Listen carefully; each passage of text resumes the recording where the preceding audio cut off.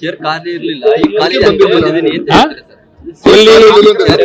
ಅದಕ್ಕೆ ಬಂದಿದ್ದೀವಿ ಅಂತ. ಹೌದಾ, ಚೇರ್ ಖಾಲಿ ಇಲ್ಲದೆ ಹೋಗಿದ್ರೆ ಗೊತ್ತಿರಲಿಲ್ಲ. ಚೇರ್ ಖಾಲಿ ಇರೋದಕ್ಕೆ ತಾನೇ ಬಂದಿರೋದು. ಚೇರ್ ಖಾಲಿ ಇಲ್ಲದೆ ಹೋಗಿದ್ರೆ ಇಲ್ಲಿ ಚರ್ಪಣದ ಕಡೆ ತಿರುಗಿ ನೋಡ್ತಿರ್ಲಿಲ್ಲ ಅಂತ ತಾನೇ ಅರ್ಥ. ಅದು ಚುನಾವಣೆ ಆದ್ಮೇಲೆ ಮತ್ತೆ ಈ ಕಡೆ ತಿರುಗಿ ನೋಡಲ್ಲ ಅನ್ನೋದೇ ಅರ್ಥ. ಚುನಾವಣೆವರೆಗೆ ಬರ್ತೀನಿ, ಚುನಾವಣೆ ಆದ್ಮೇಲೆ ಹೋಯ್ತೀನಿ ಟಾಟಾ ಮಾಡಿ ಅನ್ನೋದೇ ಅವ್ರು ಹೇಳ್ತಾ ಇರೋದು. ಜನನು ಅರ್ಥ ಮಾಡ್ಕೊತಾರೆ. ಬನ್ನಿ,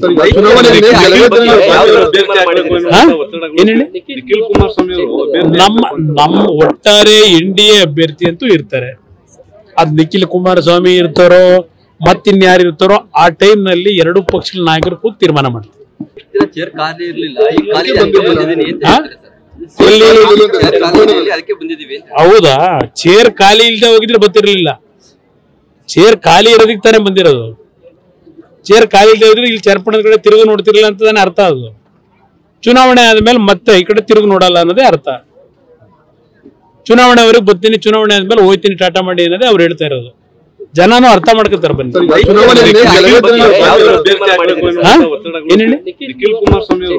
ನಮ್ಮ ಒಟ್ಟಾರೆ NDA ಅಭ್ಯರ್ಥಿ ಅಂತೂ ಇರ್ತಾರೆ.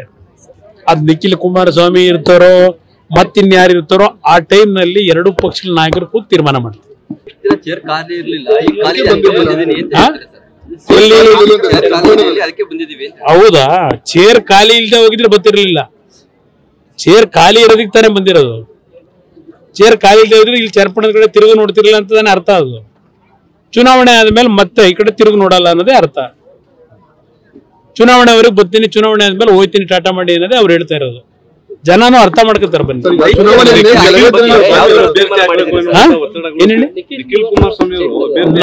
ನಮ್ಮ ಒಟ್ಟಾರೆ NDA ಅಭ್ಯರ್ಥಿ ಅಂತೂ ಇರ್ತಾರೆ.